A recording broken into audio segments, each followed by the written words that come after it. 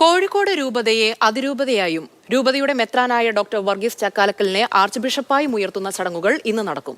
സ്ഥാനാരോഹണത്തെ ദൈവാനുഗ്രഹമായി കാണുന്നു എന്ന് നിയുക്ത ആർച്ച് ബിഷപ്പ് മാതൃഭൂമി ന്യൂസിനോട് പറഞ്ഞു.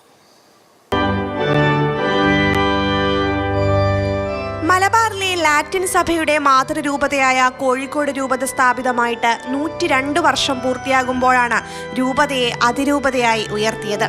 ശതാബ്ദി നിറവിലുള്ള കോഴിക്കോട് രൂപതയ്ക്ക് ഇരട്ടി മധുരമായാണ് രൂപത അധ്യക്ഷൻ ഡോക്ടർ വർഗീസ് ചക്കാലക്കലിനെ പ്രഥമ ആർച്ച് ബിഷപ്പായി നിയമിച്ചതും. എല്ലാം ദൈവനിയോഗമാണെന്നും ജാതിമത ഭേദമില്ലാതെ എല്ലാവരെയും ഉൾക്കൊള്ളിച്ചുകൊണ്ട് പ്രവർത്തിക്കുമെന്നും അദ്ദേഹം മാതൃഭൂമി ന്യൂസിനോട് പറഞ്ഞു. ഞാൻ കാണുന്നത് എല്ലാം ദൈവത്തിൻ്റെ കൃപയായിട്ടാണ്. 100 വർഷമായപ്പോൾ നമ്മൾ ഇങ്ങനൊരു കാര്യം നടക്കണമെന്ന് ആഗ്രഹിച്ചതാണ്. അപ്പോൾ അതിനുവേണ്ടി നമ്മൾ വത്തിക്കാനിലേക്ക് എഴുതുകയും വേണ്ടത്ര പേപ്പറുകളൊക്കെ അയച്ചു കൊടുക്കുകയും ചെയ്തിരുന്നു. പക്ഷെ ആ സമയത്ത് നമുക്ക് കിട്ടിയില്ല. തികച്ചും അപ്രതീക്ഷിതമായിട്ട് ഇപ്പോൾ അത്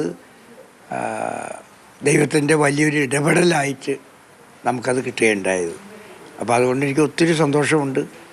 ഏപ്രിൽ 12 ശനിയാഴ്ച വൈകിട്ട് 3:30 കോഴിക്കോട് ബിഷപ്പ് ഹൗസിൽ വെച്ചാണ് കോഴിക്കോട് രൂപതയെ അതിരൂപതയായും വർഗീസ് ചക്കാലക്കലിനെ ആർച്ച് ബിഷപ്പായും നിയമിച്ചുകൊണ്ടുള്ള ഫ്രാൻസിസ് മാർപ്പാപ്പയുടെ ഉത്തരവ് വായിച്ചത്.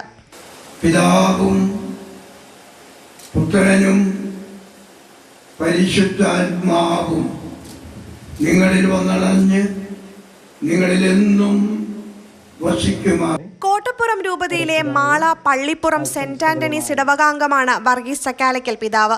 കോഴിക്കോട് സെന്റ് ജോസഫ് ദേവാലയത്തിൽ ഇന്ന് വൈകിട്ട് 3 മണിക്കാണ് ചടങ്ങുകൾ ആരംഭിക്കുക.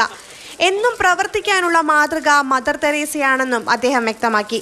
മദർ തെരേസയുടെ സേവനങ്ങൾ, മദർ തെരേസ പഠിപ്പിച്ച പ്രാർത്ഥനയുടെ പാഠങ്ങൾ, മദർ തെരേസ പഠിപ്പിച്ച സ്നേഹത്തിൻ്റെ പാഠങ്ങൾ, അതൊക്കെ എനിക്ക് വളരെയധികം സ്വാധീനം ചെലുത്തിയിട്ടുണ്ട്. അതുകൊണ്ട് എപ്പോഴും പാവങ്ങളിലേക്ക് ഇറങ്ങിച്ചെല്ലാനും പാവങ്ങളെ സ്നേഹിക്കുവാനും പാർശ്വവൽക്കരിക്കപ്പെട്ടവരെ സഹായിക്കാനൊക്കെ ഉള്ളൊരു മനസ്സുണ്ടാകണമെന്ന് ഞാൻ ദൈവത്തോട് എപ്പോഴും പ്രാർത്ഥിക്കാറുണ്ട്.